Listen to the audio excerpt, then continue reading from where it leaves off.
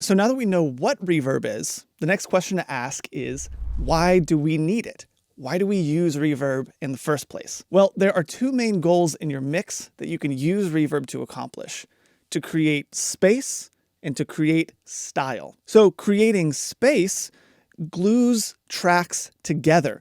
It makes the mix feel cohesive. It creates depth and width in the mix. It turns a one-dimensional mix into a three-dimensional mix.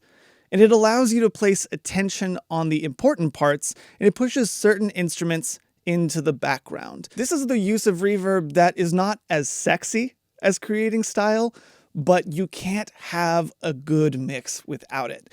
It's helping you to create balance and to create realism, or even hyperrealism, where it makes sense to the ears, but it wouldn't make sense in the real world. It's totally up to you how you do it.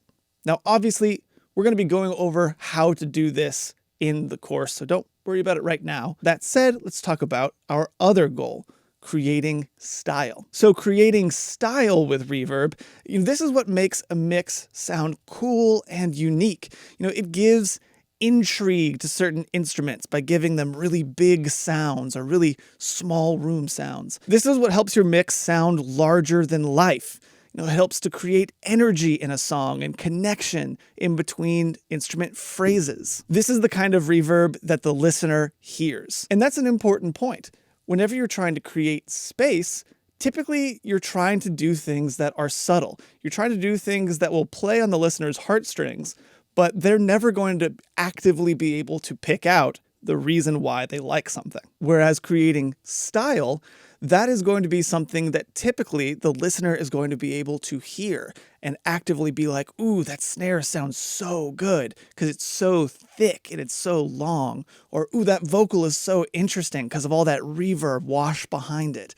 That's creating style. So let me show you an example of what accomplishing these two goals can sound like. So I've got a mix here and I've got some reverb on it. And these are some reverbs, some of them that are more space related. They're about creating space, and some of them that are more about creating style. So first off, let's just listen to what it sounds like completely dry. I miss you so badly. I don't know if I'm even thinking straight. I'm feeling numb. Oh, I can taste your love. So now, let me go in here and add some of these spatial reverbs that are going to help to create depth, cohesion, and glue. And it's subtle. It's meant to be subtle, but it's really going to help to create a three-dimensional mix. I miss you so badly. I don't know if I'm even thinking straight. I'm feeling numb. Oh, I can taste your love. I miss you so badly. Subtle, but it felt like it opened up. It felt like it was cohesive. It kind of started to feel like a mix for the first time. So now let me add some of my style reverbs. Some reverbs that I just kind of felt, I felt like this mix needed to fill up just some of the background space. I miss you so badly. I don't know if I'm even thinking straight. I'm feeling numb.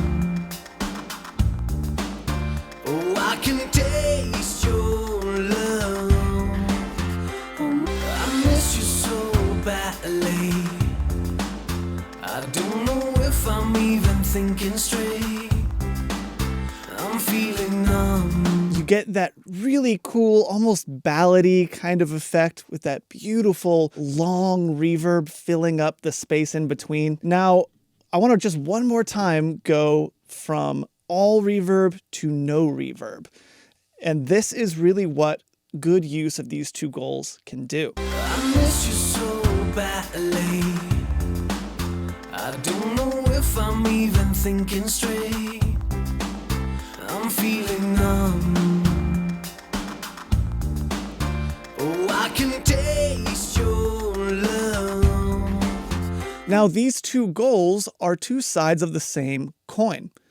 Creating space is more the scientific part of mixing. Creating style is more the creative part of mixing. Now, you have to remember, as an audio engineer, and you are an audio engineer if you're mixing, the word engineer is in the title. There's a lot of scientific stuff that you have to do in a mix just to create balance, to get your baseline where it needs to be. But then the other half of being an audio engineer is being an artist. And that's when creating style comes into play. You get to be creative. You get to create a sound that is all your own. Now, we're going to be going over both of these goals and how to achieve them over the course of this entire course. But for now, we need to go into our next module and start learning about the science of sound. See you there.